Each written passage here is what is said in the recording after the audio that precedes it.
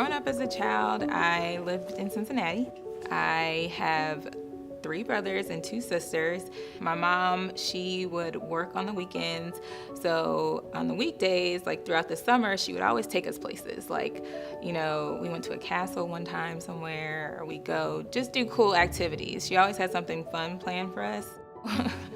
My husband and I actually met at my job. This was about almost 9 years ago at Lens Crafters, and he came in to buy glasses, and to this day he's never bought a pair of glasses, but it kind of worked out because he just kept coming back, and we built a friendship, and then we just realized we had a lot in common and a lot of the same goals, and then that friendship kind of turned into a relationship. Now we've been married 5 years and we have 2 kids. We stress family time, so we love to go to church together, we like to eat together, we like to take the kids to different parks, the Reds games, Kings Island, travel, those type of things. So I originally found my lump doing a self-breast exam. The biopsy was actually what confirmed that I had stage 2 breast cancer.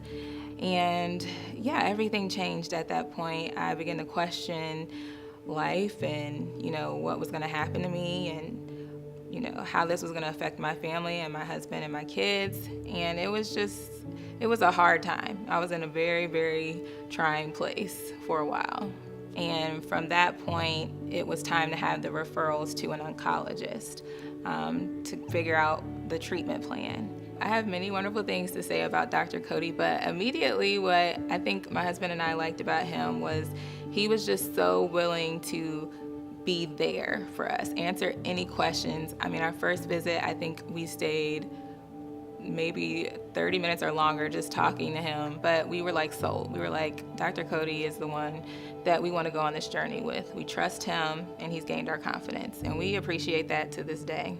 So the treatment plan was to have 16 rounds of chemo and then to do a double mastectomy.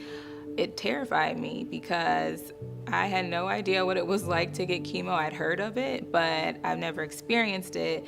And 16 sound like a huge number. And so I was just wondering, how am I gonna get through all of this? And then to I'm facing this huge surgery right after.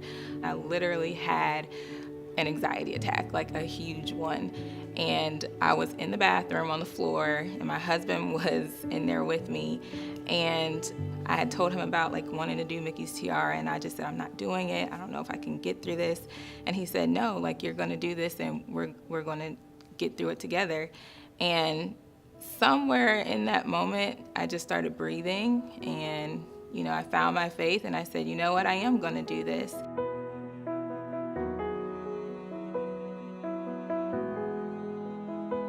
It's just really a way to leave hope for those coming behind me, a way to pass on what I've learned, and it's just really taught me to face my fears and my insecurities. It just had been a year since my last chemo, and I'm in remission, and so we're all excited about that and celebrating that. My husband and I just celebrated our 5-year anniversary, so I'm really happy about that. We took a huge trip, and it was amazing, and it just made me look at life so differently. This whole experience has really showed me that our days are numbered on this earth, but it's our decision what we choose to do with each moment. And it's actually helped me find my true purpose in life, which is helping women and their families, or those impacted by cancer, get through this. You have the power to say, this is not how my life's gonna end. You have the power to fight, and you have to trust that there's something greater working for your good. Sometimes when everything in life looks like it's falling apart, that's really the universe's way of making everything fall into place.